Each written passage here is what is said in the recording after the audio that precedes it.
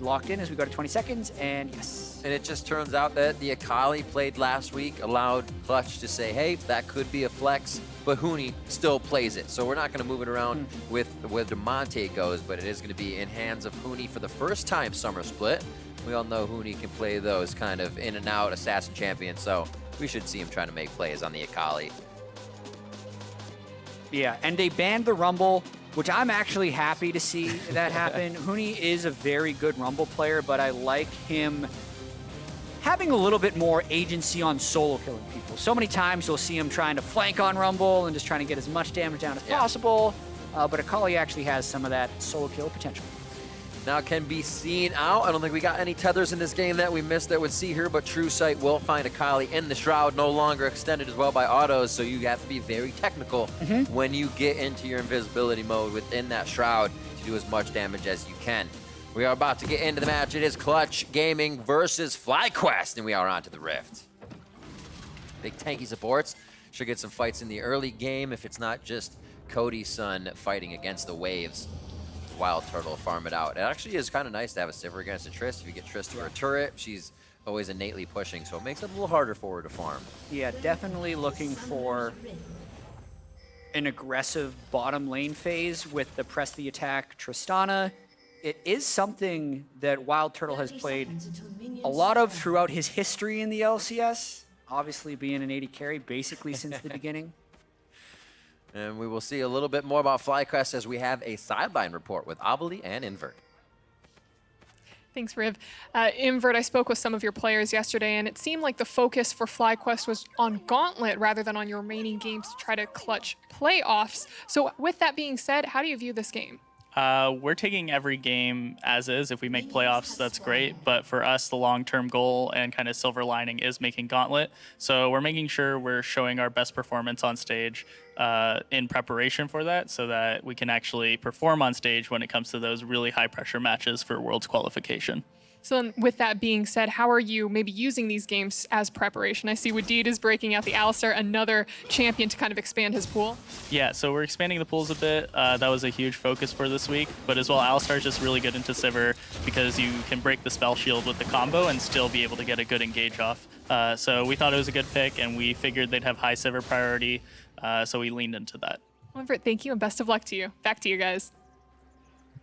Yeah, I like the focus that FlyQuest is putting on the grand prize for them, which would be the qualification for Worlds. As mentioned, they do have the points from finishing top 4 in the spring split and a very early flash backwards from WildTurtle, but that's because Lira did path down for the early level 2 gank, and if that hook landed, it was likely WildTurtle was going to die. It's not a life of starting rocket jump anymore.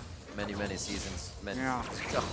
Yeah, the E causes that flash. Not the worst for Trist, as she does have rocket jump, so just a few more levels, but that is something that can be tacked on by the bot lane of Cody Sun and Vulcan. Talking a little bit about Turtle, I think most of the plays I remember from Turtle that are the craziest are in the Tristana.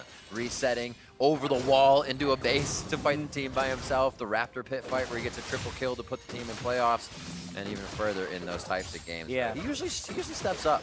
I actually remember your call, Riv. It was Turtle on the triple, Turtle on the quadra. That was the 2014 Summer Finals Game 5, WildTurtle on Tristana, TSM versus C9.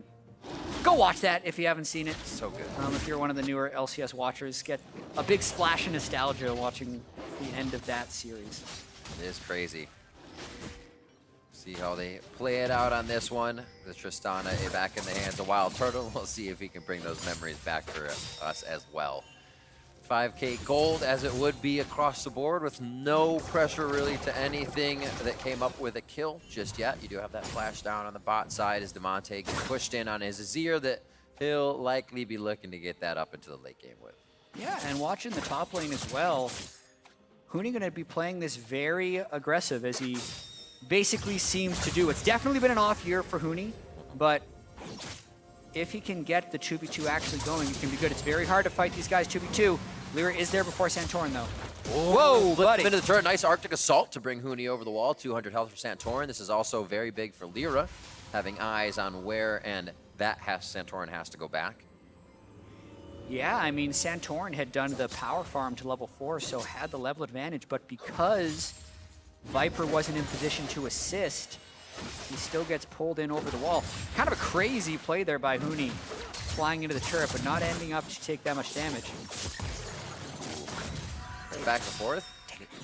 You take the E. Always is quite a big minion wave there. It might have been ill-advised, but he does have Electrocute just proc. He holds off for now to get another one of those down. Conqueror on Viper as he's looking for those late game long extended fights. We can start dishing out that big damage. A push up here for FlyQuest makes them feel just comfortable enough to say, I'm gonna protect against Lira one more time. Half cooldown on Turtle's flash as we continue this laning phase. No pressure really from Santorin other than the counter gank top, but now he's trying to get his hands in the pie of Lira.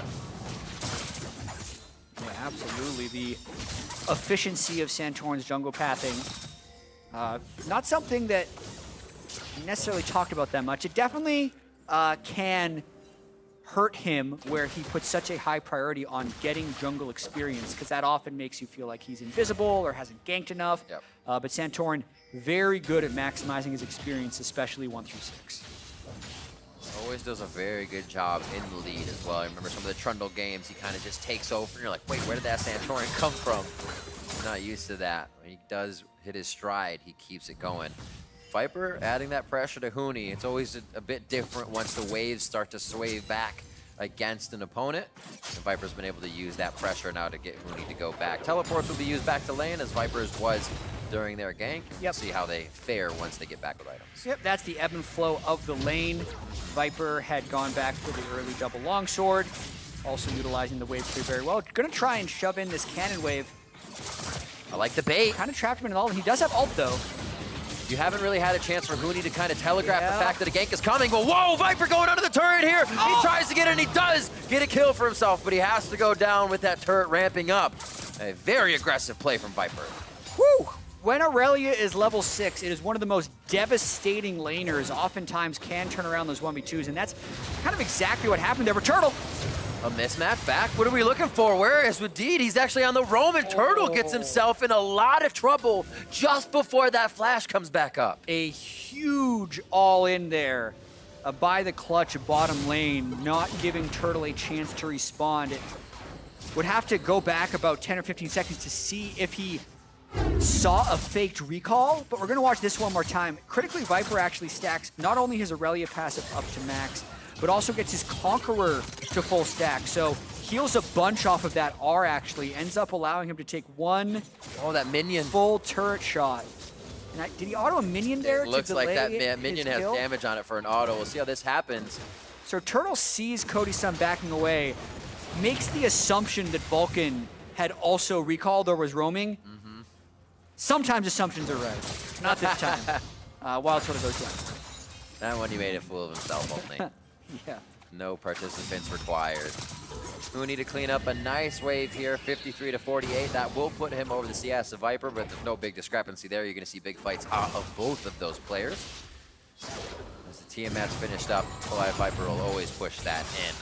Turn back into the mid lane. Damonte is able to get these soldiers running now as he gets his Masher's Tooth built up from that stinger. Keeping his lane safe. Just 9 CS behind right now, but he's cleaning that up as well. A lot of pressure has been brought down to the bottom lane. It seems like there's a few early game mishaps for FlyQuest that could have stopped a lot of this aggression. Flawless duet, now used again. They stun up onto Huni. Lira's to the back line. Viper takes quite a bit of damage. He is not going to have his ult back just yet. A great time from Clutch. They almost go down, but they pick up the first kill of this one. Now slowed is Lira, but he could get the flag and drag back in to keep Santorin in range. Huni comes in, looks for that Arctic Assault back to possibly kill Huni, but he's just playing with it, and he gets the kill onto Santorin as they go 2-0-1 for Huni in the top lane. Set in champ select, looking forward to seeing if Huni can get going on this Akali. Some very close fights in the top lane, but specifically that 2-4-0 have the potential to catapult Huni ahead of Viper. And watching this one more time, it's the fact that Clutch gets there first. They actually get a lot of damage out before Santorin can even become involved. And even though the Irelia Sejuani is a devastating 2v2, if they're starting every fight with Viper at 10% health, they're just not going to win. And once Lira is able to kind of chase Santorin down with this red buff, watch the E connect from Huni, making sure he walks all the way through the minions. That damage on E1 and E2 is actually up substantially on patch 9.14. So being able to use that at the end of the combo, very important and very successful for Huni. Feels good now. So having a bit of those, kind of reminding me, reading the patch notes of the old Akali passive, where you're actually hybriding more of the AP and AD, and you get a bit of those now, and it feels good to have that extra damage added on. You can see Huni now feeling pretty great. 8-8 still on the top side, so he hasn't been able to grab a level discrepancy just yet. Seems like everybody's keeping around that clip at this point. Mountain Drake is up. It's starting to draw a little bit of attention. This is actually when we saw Turtle go down before. Now it gets a bit more attention from FlyQuest to see if they can pulse Clutch Gaming around. Yeah, they've been able to shove in that bottom lane fairly consistently. I think Cody Sun putting a lot of respect into the Alistar Tristana all-in potential, and the fact that the junglers have basically both been living in the top lane means it's an isolated 2v2 and neither team really making that aggressive of a play. But because of the wave pressure, because Turtle's actually alive, they're able to get the trade. They might get a little bit more attention for the next one is Ocean. Oh, yeah. On the Rift. Good forward wards here. You can see just how much FlyQuest actually wanted to get that and just have a pace of the game to themselves. So much vision around the Drake as they go back to kind of reset into lane. They're very happy with that movement, having lost quite a few members around the map. Feels good to be able to skirt around Clutch Gaming for a moment. Still, obviously, you have 10 minutes on Baron, but that means Rift Herald is up. They do start getting a little hungry for another objective. Wave that's quite big going into Viper's turret here for him to clean up and no gank pressure. Yeah, so much of the game's vision has actually moved down to the bottom lane. Surprising the Clutch has so much bottom lane vision, but did not control the Drake whatsoever. So a lot of that vision ends up actually maybe going a little bit to waste, but as you just talked about, the Rift Herald has been started by Lira.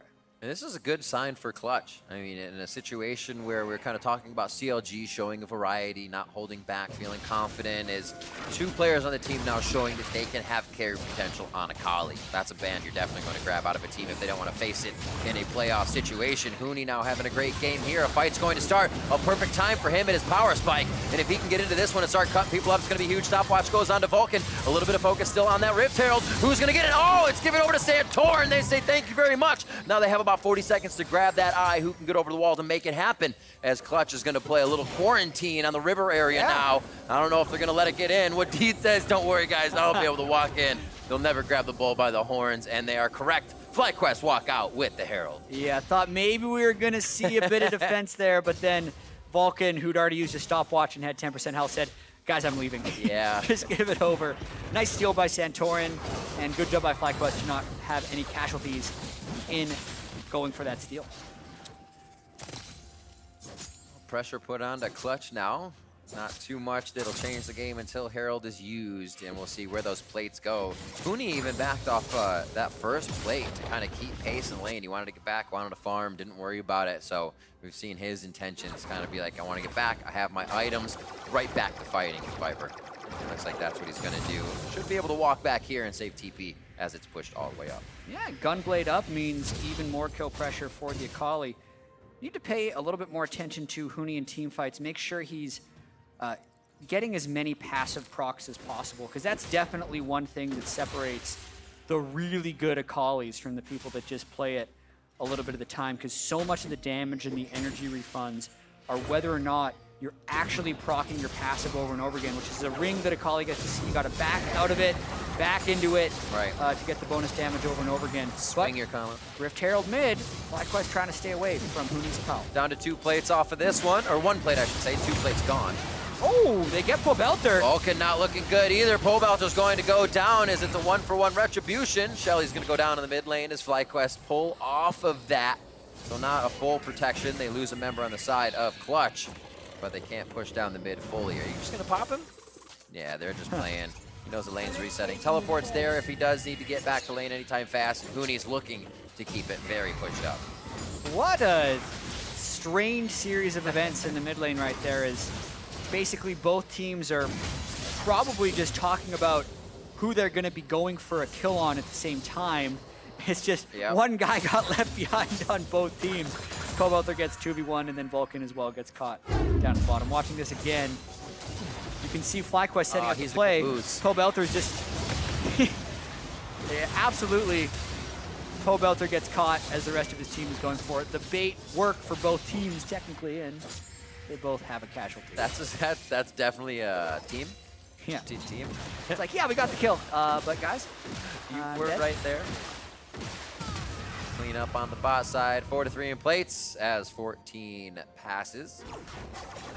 On the clock, 40 seconds for that Drake of Oceanness, and it's going to be warded out here. Wadid gets one over the wall and one on each side of the Drake. They have a trifecta set up for good vision. Can they protect it against Clutch Gaming here? I feel like once you set it up and you leave a lull in that area, the other team has a chance to set theirs up, make it easy, and then the fight happens when you're looking for vision that you just lost. Still, despite the 5 kills to 2 kill lead, the gold is still extremely close. So the game could definitely swing on this Ocean Drake. An important power spike for Huni getting level 11 on Akali. Doesn't have teleport though. So maybe they will just continue to isolate up in that top side. And without Huni in the fight, gold is basically even between the teams. Here he comes, though. He's slowly making his way down through wards. Dun, dun, dun, dun. And here's that ward vision I was talking about. He set it up early.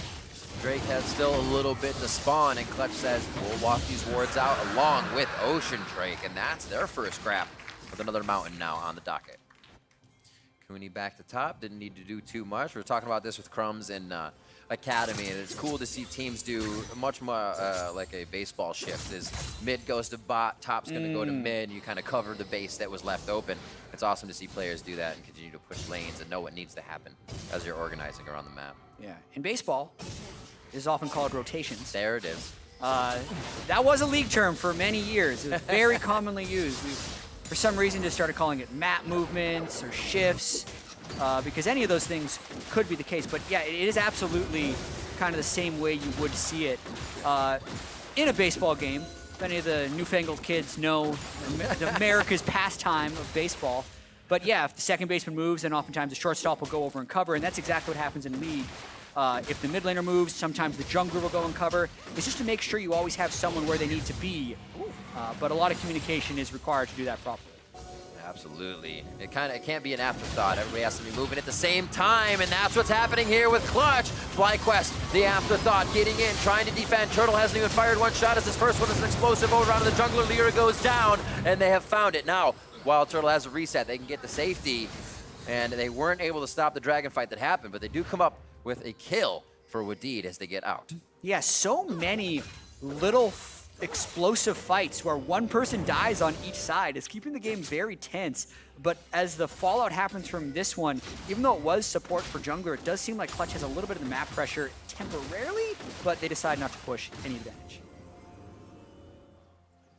Here it is one more time. Just the wards. 4 hits on wards. Take it down. Yeah, good timing on the stopwatch by Santorin to buy time, but Wadid kind of already in there to play a little bit of a disruptor. Ends up being that Jarvan, while going for the kill, ends up eating the Sejuani ult, and Wadid takes one for the team.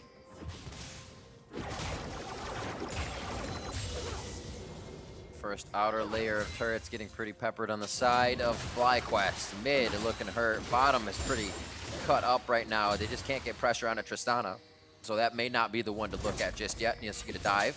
Huni's gonna have that first turret of the game to himself in a 2-0-1 lane. Feeling fantastic there, as well as having 2,000 gold in his pocket right now to go home and spend. Yeah, waiting to see how he can end up getting involved in this game. It's always hard to play Assassins against Sejuani because if you go into a fight with 3 melee champions on FlyQuest, they can stack up that Sejuani stun so quickly. It's really going to be on Huni to position and find the right moments. It's going to be made a little easier by the fact that the rest of Clutch has a fairly standard team fighting composition. There is a brush bait being set up here by Cody Sun.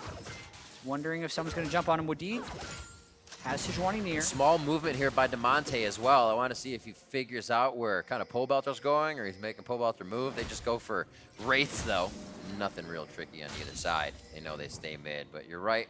No fight comes out of that, but teams are tempting each other now. We're getting core items on each side. Infinity Edge for Turtle after a few kills. Essence Reaver for Cody Sun. And they'd love to get a few of these hits down with their new DPS in the inventory. Yeah, Cody Sun and Azir, the very, very strong DPS champions. Oh yeah. Two of the best wave clear champions in all of League of Legends. So it's going to be hard for FlyQuest to get wave party, keeping that in mind.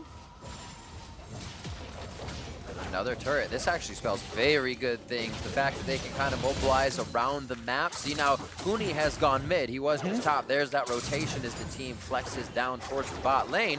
Now Pobelter doesn't have a turret. He can just attack. He is forced to clear a wave. Now Huni can go back top and clear it. This guy is omnipresent today with that teleport being down. He just kind of has the timing in his favor, and that's going to feel good. Around the map, CG coming out of base. We'll see where else they put this priority. It looks like mid lane's really the only place to go with that turret up. Yeah, second Mountain Drake coming as well, but you get the position for that by pushing up mid, and that's where Damonte is in a very healthy spot. Hasn't really been poked down by Pobelter whatsoever. Pobelter, unfortunately for him, kind of back on the Corki's ear that he tweets about, despite having such a great Yasuo game yesterday. Unkilled in that game. A true Blade Master.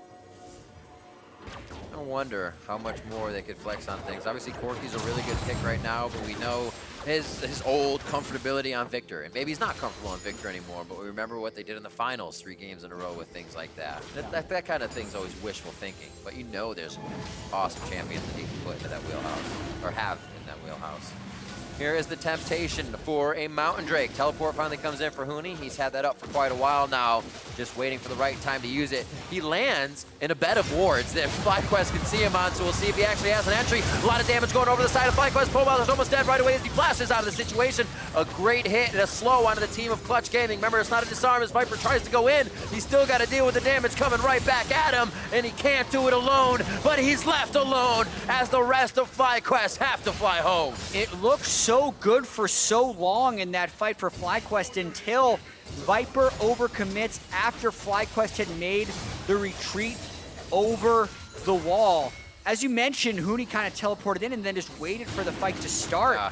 I'm still a little surprised that Clutch won that because I was tracking mostly Huni throughout the fight and he did not get much success off. It actually looked like Viper was the one doing more work, yet when you look up, it's Viper who is looking at the death timer as well as Wadid, and that's a 2 for 0 for Clutch Gaming. I think we can keep an eye maybe on where the ricochets were going in this fight, what the soldiers were stabbing on this one. Exactly. Akali was a big distraction here, and a lot of the damage was likely coming from the Sivir and the Azir.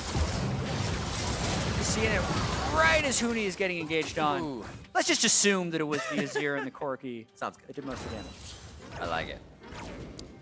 And yeah, Huni, you can see him kind of creating a little trouble on the top side. That was Santorin trying to go in for a gank, but he gets out. It's an elusive assassin. And Huni knows how to play with his opponents more than most, and how much actual strength he has during any situation. He'll stretch that to the most as he goes back to the top side to keep this push going. It looks like he'll meet Pobelter a little more often than not now as Turtle gets out. I think that would have been a 1 by Vulcan there as the rocket jump was already buffered. It would have been brought back. Yeah, you got to be very careful with that timing on the rocket jump. But really after the dust settled from that Drake fight, Clutch looks like they're in pretty good control. 4,000 gold lead.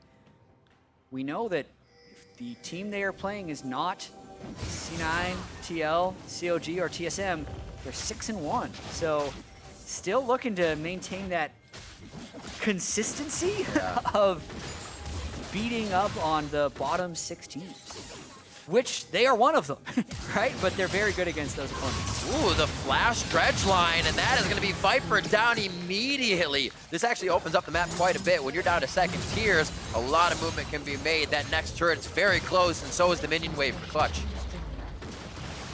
Yeah, those aggressive plays paying off for Clutch Gaming when they send everyone up top lane. And by the way, the waves are still in pretty good position. Yeah. Damonte brings this middle wave up to the turret, and they're just, at the moment, sacking the bot turret, but they could even spend a teleport and still save that one, keeping all their turrets up if they want to. Pobelter actually has to back away.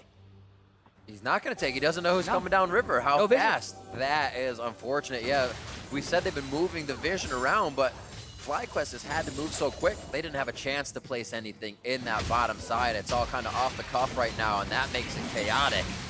They still have to meet Clutch Gaming in front of their base, but Clutch is now pushing forward ever so strong, and it's hard to stop this team. Solo lanes both at 3-0 and 1, with the Marksman and Cody Sun at 2-0-2. Yeah, and if we think about the team comps from a high level, very similar. You have the skirmishing, flanking top laner, you have the tank jungler, you have the AoE damage pushing mid, magic damage, and then you have your well-scaling AD carry with tank support. So the fact that Clutch is a 5,000 gold lead when the compositions match up the same way can often be seen as a even bigger lead, just because of the fact that the team comps really just bash into each other head to head. It's not to say a comeback would be impossible, it's just that FlyQuest would have to find a very advantaged fight. This Ocean Drake, I don't even think will be tempted by FlyQuest. It's on the wrong side of the map for them at this point. Clutch has been living in their jungle. They're going to put Damonte towards the bottom side. Now teleport is up for him, but as well as Pobelter. Looks like Pobelter heads back to base right quick. He will get back out with the team. He does have package on this time, so it's going to be a bit bigger if they try to make a play. Whoa. Very strong in their agreement to move forward, whether it's a good idea or not. But if they're all there, it's going to be a better decision than everybody dispersing out of the play. Here we are, wards just on the other side of the wall. The vision is 3 inches apart that they're actually fog of war and being able to see here, and they can only move so slowly to get to the next few inches. Viper has been the guy they've tagged on. If you go to the one that can teleport to the fight, sometimes it makes it a little easier to close down that map, and he says it's a little too quiet around the rest of the map, so he'll hide himself for a bit. Yeah, you do have to be careful. Both as Irelia, but also as the person who's trying to gank Irelia. Even at 1 and 4, with high CS, Viper has the potential to turn around 1v2 if he plays it just right. It's going to be about this Baron setup and whether or not Clutch Gaming can either sneak it or get a pick. Huni, though, spending some extra time on this pick. Sometimes your toughest opponent isn't your opponent, Jatt. It's one of the jungle camps. It's the frustration bar on the blue buff. Please don't do it again. He's pulling it back. Go, right in range. There we go. One more cue. There we go. Woo! And we'll get a replay of that in a second. No, I'm just kidding. May as well. No, Ocean Drake is coming up right about now. Lira already ready to start. No.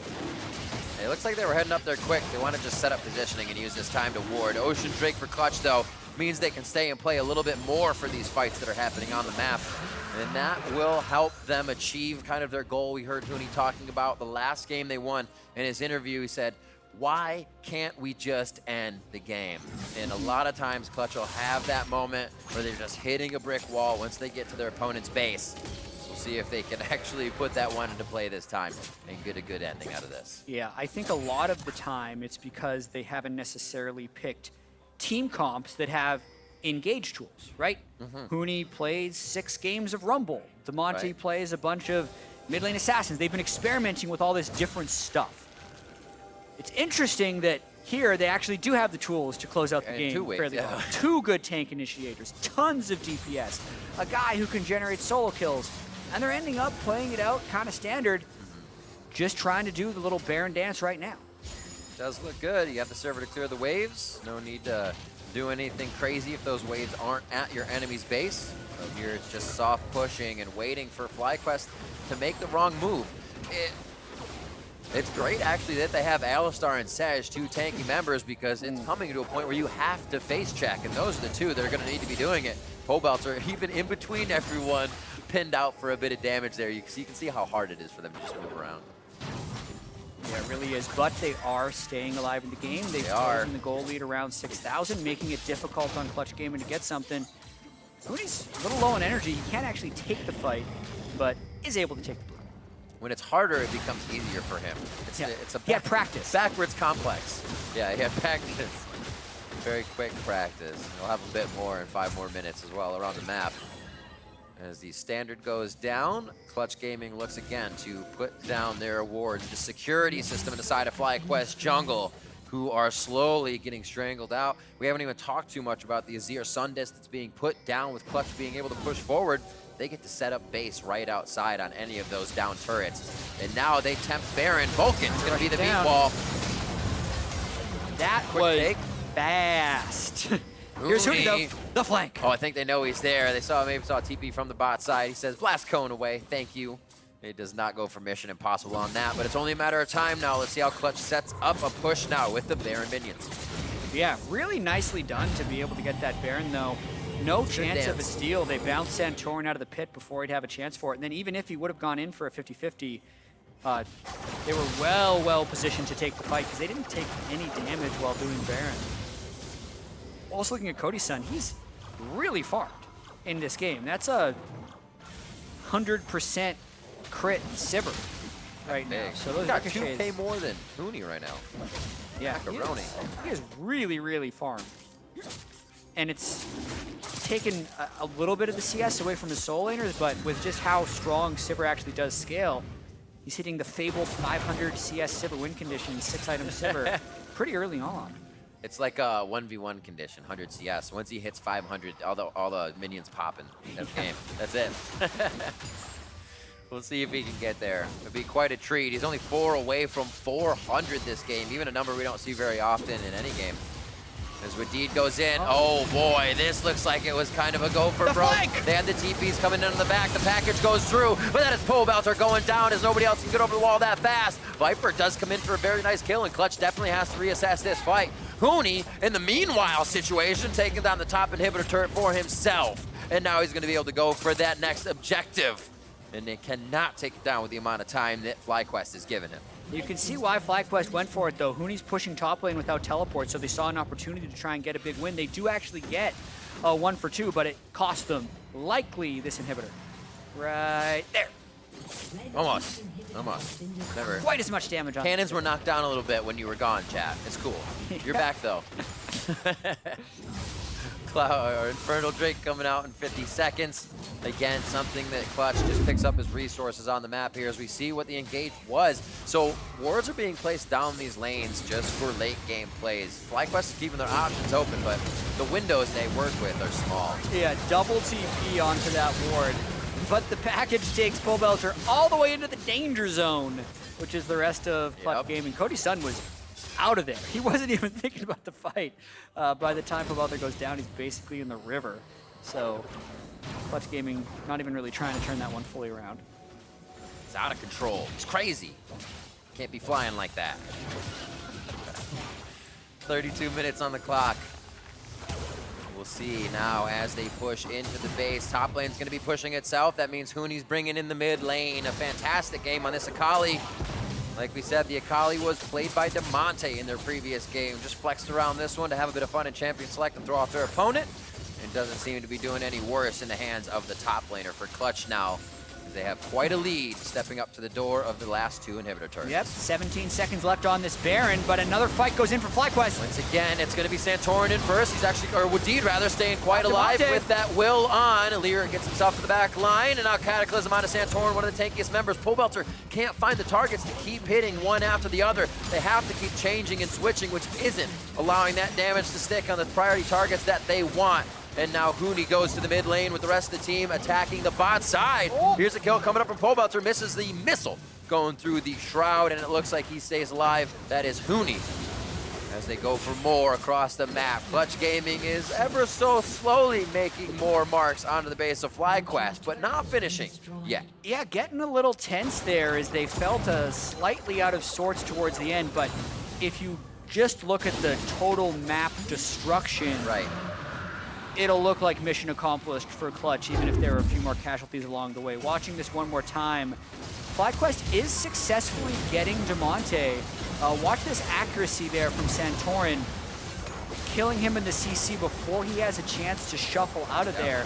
But then there's still a really fed Sivir, so another high source of DPS is able to lock down the Sejuani, and because there were super minions coming from the top side and Baron minions coming from the bot side, the fact that that fight even took 20 seconds was enough time for Clutch to destroy buildings.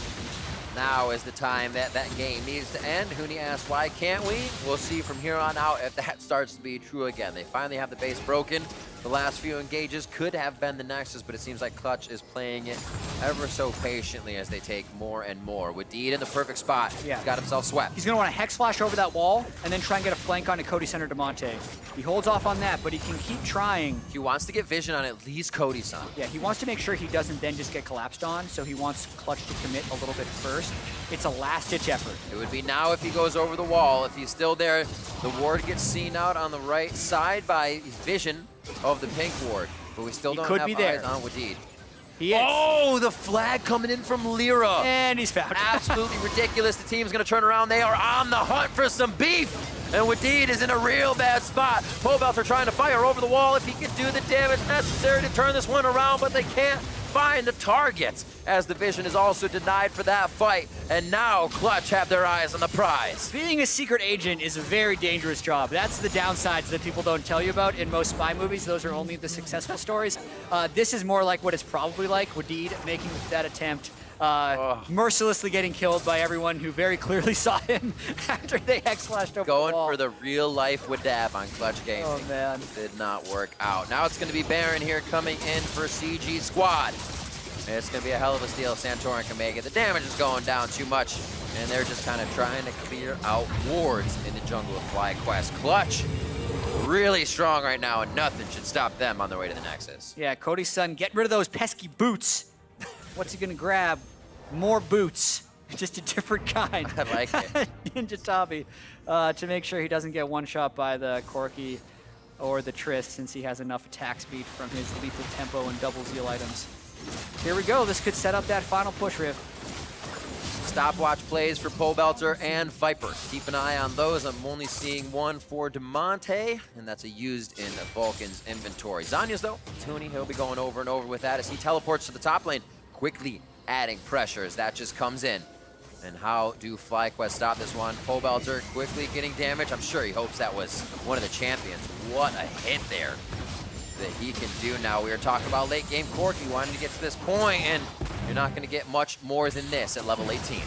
Absolutely not. These inhibitor is up right now. Bot lane inhibitor will spawn in a minute, but FlyQuest is going to want to engage. That's a big hit going in. That is a dead WildTurtle. He almost jumps up, but he gets taken down while he's airborne. 4 members instantly down, and Clutch just steamroll FlyQuest in their base. The Nexus turrets in their eyes, and playoffs as well as Clutch take down FlyQuest. And our last week of games is going to be very interesting, Oh Riv. yeah. Clutch Gaming moving to 7.